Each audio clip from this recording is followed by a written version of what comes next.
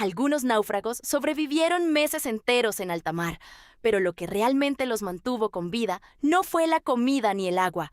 Fue un truco mental muy concreto, algo que su cerebro empezó a hacer automáticamente para no colapsar antes de que el cuerpo se rindiera. Piensa en la última vez que estuviste solo, sin nadie con quien hablar, durante varias horas seguidas, quizás en un viaje largo o una noche de insomnio. Probablemente empezaste a hablar contigo mismo, a repetir pensamientos, a inventar pequeñas rutinas para pasar el tiempo. Ahora multiplica esa soledad por semanas, añade la certeza constante de que podrías morir en cualquier momento y quítale absolutamente cualquier distracción externa. Eso es exactamente lo que enfrentaron los náufragos históricos documentados, y estudiar cómo lograron mantener la cordura revela algo fascinante sobre los límites y la resistencia real de la mente humana.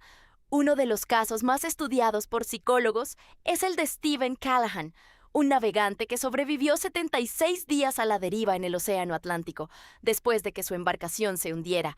En su propio relato, Callahan describió algo que resultó clave para su supervivencia mental: convertir cada tarea diaria, por mínima que fuera, en un ritual estructurado con horarios fijos, revisar el equipo de pesca, calcular su posición aproximada, racionar el agua disponible.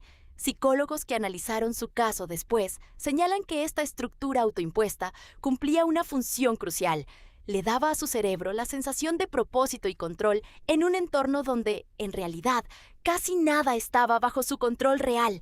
Sin esta estructura mental, el riesgo de colapso psicológico aumentaba dramáticamente según los propios relatos de otros sobrevivientes en situaciones similares. Pero lo que nadie esperaba es que la mente, ante la soledad extrema, empieza a generar compañía de formas completamente inesperadas. Múltiples náufragos, en relatos completamente independientes entre sí, describieron haber desarrollado una relación personal y emocional con objetos inanimados durante su tiempo en alta mar, hablándoles, poniéndoles nombres e incluso sintiendo una conexión emocional genuina hacia ellos.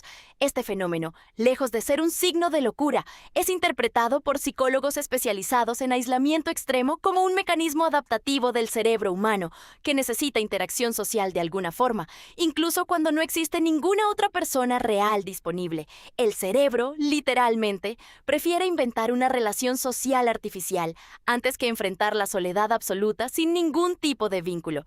Investigadores que estudian el aislamiento en misiones espaciales de larga duración han documentado patrones psicológicos sorprendentemente similares en astronautas, lo que sugiere que este mecanismo no es exclusivo de los náufragos, sino una respuesta humana universal frente al aislamiento social prolongado.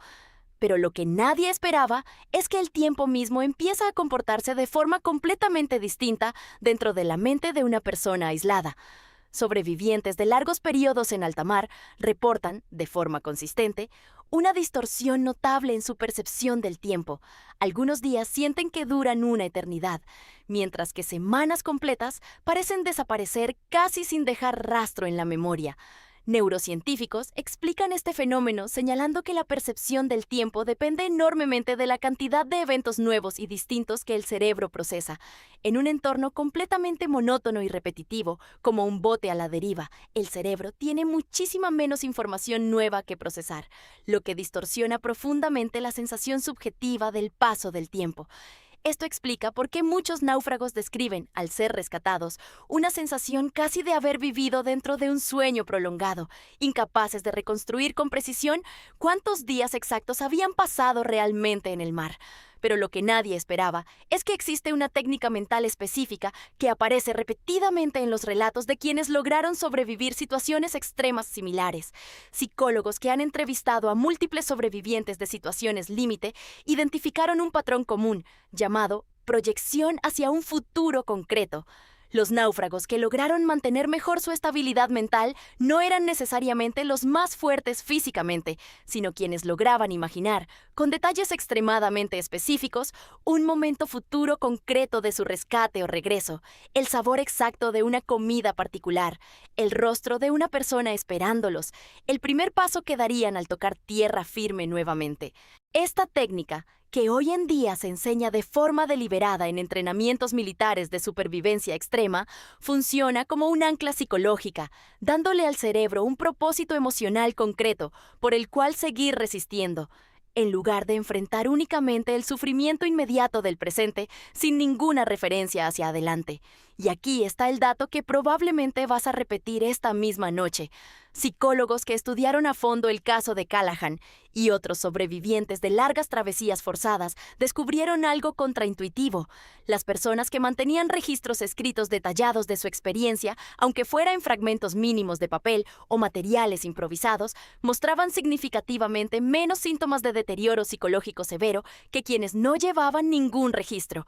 El simple acto de poner en palabras lo que estaban viviendo, incluso sin ninguna certeza de que alguien más lo leyera jamás, parecía ayudar al cerebro a procesar y organizar una experiencia que, de otra forma, se sentía completamente caótica e incomprensible.